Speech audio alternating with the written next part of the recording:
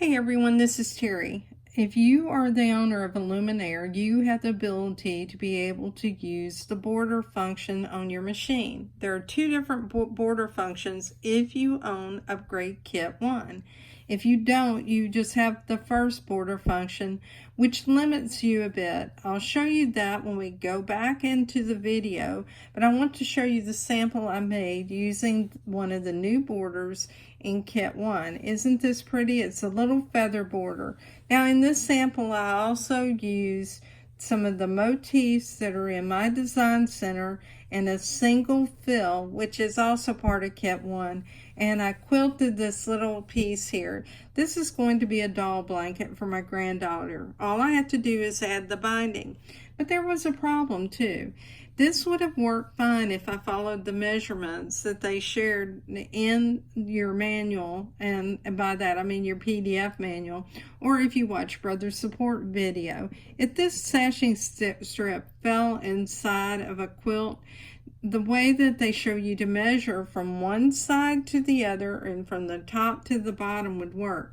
But if it is inside a seam that's actually going to be your last seam where you have binding, you better make your measurements smaller and consider that. And let me show you another sample. So we'll move that one out of the way.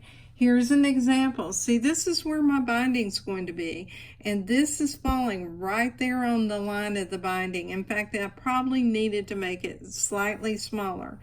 And I more or less did that on this inside design. Now I marked this with Sharpie, but honestly, when you try this out, this is what you should do as well. So you need to add 4 inches all the way around with your backing fabric, and that would be true if you sent this off to a long arm. And then you can see right here that I have my batting. Your batting's going to pull your fabric, so it's going to make things shrink as it quilts, and that's another thing to consider. So we're going to look at a sample that I'm making right now, and I've already finished a portion of it. Let me turn the camera so you can see it. So I've already gone down one side, I've come across this side, and I'm connecting. Now whenever you're connecting, and I'll back up and show you on the screen what you see, and then I'm also going to show you under the needle you have a laser point, and here's that laser point right here, and it's not matching. So what I need to do is I need to move the arrows on my screen to move that down so that it matches. I'll raise my presser foot, and now what I want to do is needle down just to see if it's dropping in the right position. It's still off, so I'll needle up. And you can see that here's the end and I'm over here. So I need to come over, down, and to the left just slightly. I'll just pull that thread out, and I'll need to trim that thread a little bit, but that's all right. Let me back you up and let you see the screen so you understand what's happening. And remember, we're starting near the end because I want you to see the end process. Then you'll understand the rest of it when I go to the beginning. So I'm going to move it to the left just a little, okay? And then you can see this is the piece that we're going to stitch. And now what I'll do is I'll needle up, I'll look under here, and I'll see, does that look like it's in the right spot? It looks fairly close, but you know, fairly close is not necessarily good enough. It's off still. So what I'll do is, first of all, I need to trim that thread because it's too long. So I'll just pull out a section of it, trim it, and let me catch that. I'll trim a little more because you don't want it too long. You'll end up with a big knot on the back. And by the way, you are going to end up with a knot on the back unless you actually go and pull up your bobbin thread and go through that process. So I'm using the jog arrows to see if I'm in the right spot. I'll drop the needle, and I'm right on. So that's great. So I'll needle up, and it's actually off still just a little. I'm going to move it over just a little bit more. When you have fabric that you're dealing with, what happens is the loft sometimes will fool you. So we're going to raise the presser foot. It does look perfect now though, and it is. And that, it looks good. All right. So now what I'm going to do is I want to look at this design. So let's look at what our options are. So you have two options. One is you can look at how the design is falling inside that corner. Now let's look at it. Now looking at it here, it looks like this is off a little bit, like it's really not going to hit, and you can see right there. So I may need to actually move this design down just a little bit more. We'll look at that. We're going to go back to the connection point. Here's the connection point here. And let's just drop our needle again. It always pays to check. And it actually looks pretty good. But what I'm saying is that the projector can project a little bit off, but the needle's not going to lie. So it is off. It's slightly off. I'll go ahead and move it down like 1 or 2 stitches, and I'm going to trim my thread again. So I'll move it down and over 1 stitch. Now let's see. I cut my thread by mistake, so that was a mistake. Let me move that. What I want to do is needle down. So let me trim my thread one more time, because you don't want too large of a thread tail. It won't bury it. And we'll raise it up, and now it's perfect. Okay, that is perfect. So we'll pull that out, and we'll trim that tail one more time. And now what I'm going to do is I'll come back here and I'll choose OK. And now you have a chance, you can also look at rotate to see if that's falling in the right place in that corner. So let's look at the upper corner and see where it's falling. Here is how that's going to line up, and it actually looks perfect. So I'm going to choose OK, and I'm going to stitch this design. Now the nice feature that was added whenever we got upgrade kit 1, if you turn it on, is you don't have to put that presser foot down. So we'll start stitching. And sometimes it'll bury the thread, sometimes it won't. Just stop for a minute and trim that thread tail. Now remember, I told you that you're going to end up with thread tails on the back unless you pull your bobbin thread up, and then you would bury it with a needle. And if this was a quilt that I was making for myself, that's what I would do. I don't like to have those thread tails. You can always advance a stitch or 2 so you don't have that knot also. Okay, now it's ready for the next section. So you're going to get a message like this. It tells you it's finished. So we're going to connect the next design. All right. Now, when you connect designs and you're not in a corner, you need to connect at this point, and you need to make sure your design is rotated so it's falling in that sashing strip. So we're going to go through all the steps to do that. The first step is going to be one of where it's showing you where this design is currently falling because of the way it's hooped. And I can tell you it's way off. And the reason it's way off is because I've hooped crooked. I can tell it right now. So I have a couple of options. One is I could raise this up and get it straight and just try moving my fabric over. So I'll just take this and move it over till it lines up in that corner, and I'll drop my hoop back down to make sure I've got it caught in the corners. So that looks pretty good. All right, now I'll raise my presser foot, and I want you to see what I'm looking at. There's a crosshair here. Now that crosshair needs to actually be lined up so that it falls right in smack dab with the T part, the lower portion in this corner. This would be like a seam. So what I'm going to do is I'm going to have to move it up a little bit, it looks like. To do that, that means this is shrinking this design just a little. So I'm moving it up, and those are kind of micro adjustments. Now I'm going to zoom you in so you can actually see this up close. And here's that T, and it's perfect. The bottom part of it's on this line, and that's where I want it. And you more or less get that out of the manual, but it really doesn't tell you why. That I found that this is what works for me. You may need to practice a couple of times to see what works for you. All right, so now what we're going to do is I'll zoom you back out, and we lined that up, but we need to see where this design is actually falling. So here's how it's falling. So here's the top part, and you can see it's not matching up there, but I can take care of that in a minute. It almost looks like it needs to move over this way a little bit. And to do that, I first of all want to see where it's falling on the next portion of the design. Now that actually looks pretty good. So part of this could be the way that my fabric is hooped. And again, I'm using this magnetic hoop.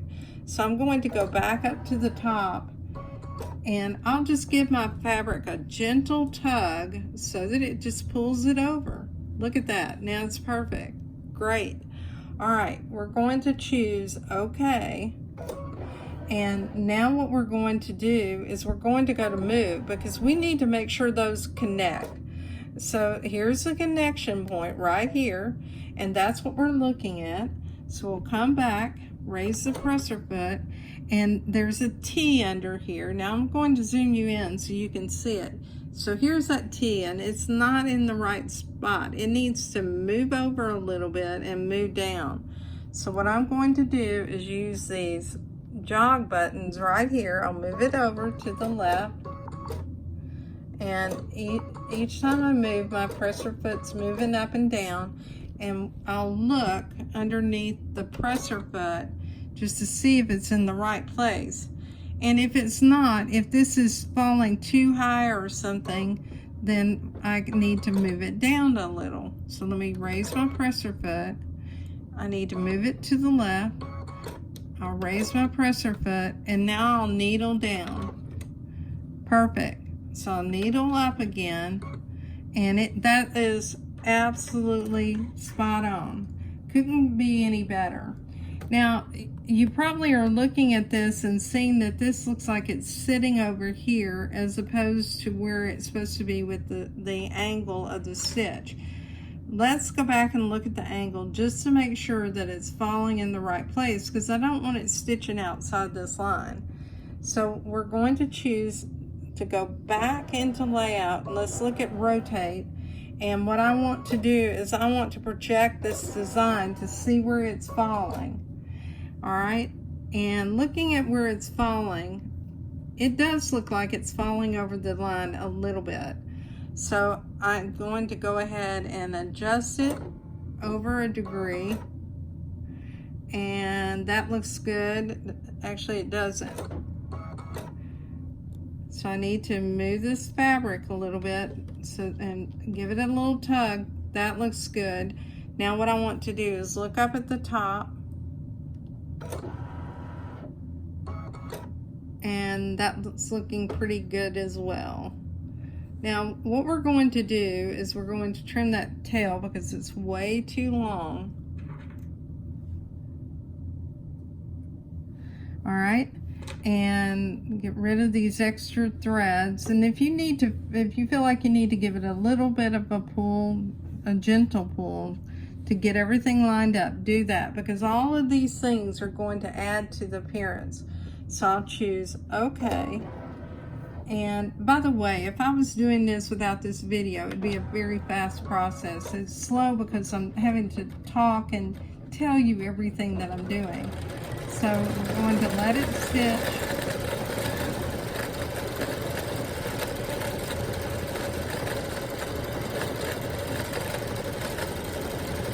And my machine sounds like it's a little loud. I'm not quite sure why it's doing that. It may be that it's a little off center on my table, so it's creating a little bit of vibration. Or these hoops are not lined up perfectly, and they're not. I can already tell that, so that's creating some vibration.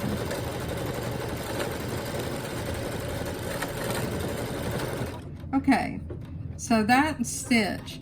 Now, one of the things that I noticed, and this is one reason why for this I I drew a 1/2 inch inside with a friction pen. It helps to have a little bit of extra fabric because perhaps my seam's not straight or something else. But if you have excess fabric out here, then where this is coming over the line, you would still have enough. I took a 1/2 inch all the way around just for instances like this. Now what we're going to do is go ahead and stitch the next corner. So let's look at the screen and choose OK. Alright, on the next screen, it's always going to tell you that you need to put your upper corner in, or line it up with the upper corner. So you need to rotate your fabric counterclockwise. So I'll remove my hoop and I'll just put it up over the top of the machine. I need to turn my fabric counterclockwise, and that's what I'm doing, and I'll rehoop it. And make sure that you have it positioned so that it's inside that hoop, so that you are catching that backing fabric and getting everything lined up all the way around. And I'm going to make sure that my hoop is square this time so it's not quite so noisy. All right, that seems about right. All right, we're going to choose OK. And now what we're going to do is we're going to position it where this corner connects. So there's a connection point, and we have to move the design to that connection point. We'll choose OK. And here's the design. Now you can see it's sitting way down here, and I need to move it up there. So to do that, just drag it. And what you need to do is you need to look at where your crosshair is and move it over so that it's sitting with that crosshair in the right position. Now I'm going to move it using my jog buttons also. You've got a couple of ways to do that. Let's just look at it. All right, we're going to raise the presser foot, and what I'm going to do is I'm showing you where that crosshair is. I'll zoom you in so you can see it. Now I need to move that and move it over just a little. Excuse me. So I'm going to move it down just a little and to the left. We'll raise the presser foot. It's still off. I'm going to move it to the left, move it up. That looks perfect. I'll drop my needle. It is off a little. So I'll move it down, needle down, raise my presser foot, raise my foot. It's off. It needs to move to the left 1 stitch. Trim my thread because it's too long. I'll move it to the left. All right. See where that's landing. That actually looks perfect and very, very close. So, you know, the thing about this, it's really up to you how much you want to play around getting an exact drop. But I like to have it exact, so I just moved it in the right position. Now what we're going to do is we want to look at the upper left-hand corner and see where that's falling. And you can see the design actually looks like it's in the right position. So now what we'll do is we'll choose OK. And now it says, okay, well, let's rotate this because you probably didn't hoop this straight. And oh, by the way, you may need to elongate that design a little bit. So let me show you what I'm talking about, elongating the design. I'll raise the presser foot. There's a T right here. That T needs to move over so that it's right in that intersection. So what I'm going to do is grow this design just a little by going to the right. And that's moving that T over on that intersection.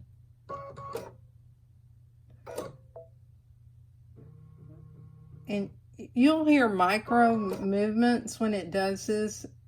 You're not going to get to move it a whole lot, but you're trying to move it over. And then after you've done that, what you want to do is you want to go ahead and let's look at how the design is laying inside. So here's how it's going to fall, and that all looks pretty good actually. In fact, I may have grew it just a little too much. So to reduce that, all I need to do is go back just a little. And when I do that, let's look at what happens. You can see it's moving it in. Okay, I think that looks pretty good. So I'll choose OK. And now I'm ready to stitch. So here we go. Now the reason I wanted to show you the end is the adjustment that you make at the very end is different than the rest of the design. Because you have to have a design that's going to fit between these 2 points. And after you quilt, your fabric's going to shrink and everything else. So now we're about ready to connect that last section. And when you connect it, it's a little bit different. So I want you to see that. All right, so it says, first of all, we're going to make sure that we match up at the top. So it's going to move and project. And what I'm going to do is raise my presser foot. I've got to move up quite a bit for that to touch. So I'm going to use my arrow keys to move up. Actually, it's farther down than I thought. It was probably about right. And let me move it to the right.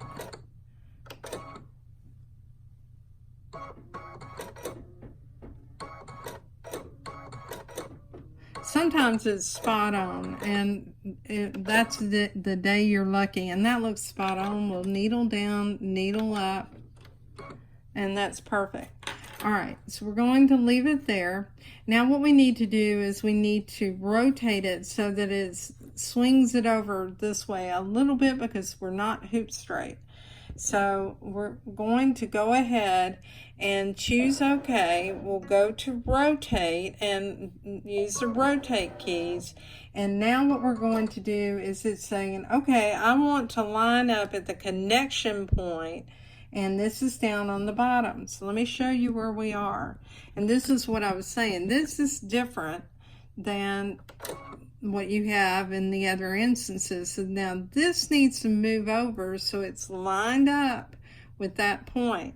So to do that, I need to rotate this back 1 degree, and I want you to see that on the screen. So I'm going to take it and I'm going to move back in increments of like 1 degree at a time.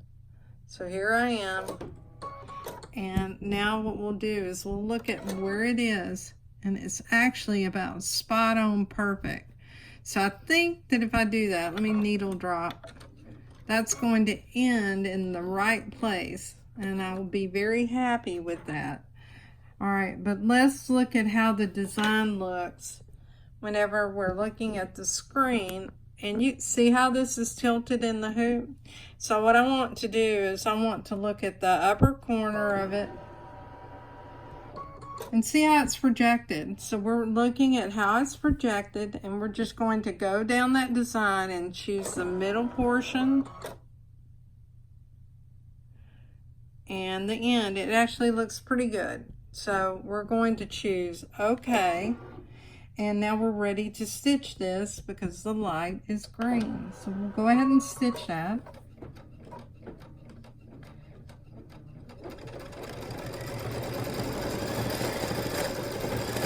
So it's really not too hard to quilt one of these borders. What you have to do is you have to remind yourself, first of all, you have fabric. And fabric's going to shift, and there are mistakes in fabrics. Now, with this, I don't really have true seams, so I have straighter measurements than the average person would have sewing seams together, because I just mark up the fabric like a whole cloth quilt. But that gives you some ideas, doesn't it? You could do a whole cloth quilt, and what you could do is you could put a different backing on it, and you could go ahead and stitch in the ditch in places and finish it. So this design is finished, and you'll get this message, finished embroidery. Now what we're going to do is we're going to go back and go to memory, or go to the beginning, because I want to actually show you what the entire process is. So what I did is I went into embroidery and I chose the quilt menu. Now the quilt menu had 10 designs before Upgrade Kit 1. And then when you add Upgrade Kit 1, you get an additional 5. We'll go ahead and choose a pattern. I'll choose number 11, and let's just say that we have two different types of splits here. Now I want you to see the full screen. The first split was what we had before Upgrade Kit 1. With this, we had a width limitation of 19.69 inches, and then we had a height limitation of 29.92. Now this would connect using the camera and with the connector feature, and I have a video showing you that on YouTube, so go back and look at it and you can see quilting with connectors. It'll show you how to do this. But what I'm going to do, instead of choosing that method, I wanted to choose the method that was one of the new methods. So I chose that particular pattern. I chose to auto split, and now I can go up to 118 inches by 118, up to 4 inches in the height. So for this particular design, it was 11, I chose set, by 11, I chose set, and then I think the width was 2 inches, and I chose set. Now you'll notice that as you create a design, the height of that border may be smaller than that 3.94, and that's going to be because of the size of the design. You need to select your hoop size and choose next. Now once you do that, it tells you there are 8 pieces here. You'll have 4 corners, 2 vertical pieces, and 2 horizontals. You have a chance to change the thread color here. I usually choose a dark thread that you can see, and then I choose memory. It will say that design in memory, and here it is. When you open that file, you have 2 choices. You can do it all manually right here, where you have 4 corners and you have 2 vertical pieces and 2 horizontal, or you can do the method that we had, which was where you set the design, and the first thing it's going to tell you when you do that is to set your fabric so the upper right hand corner is in the hoop in this position. And I went through that more or less at the beginning of this video as I turned that corner. So I'm Terry Maffitt. I hope this information is helpful to you. Have fun with this and have a great day. Thank you, everyone.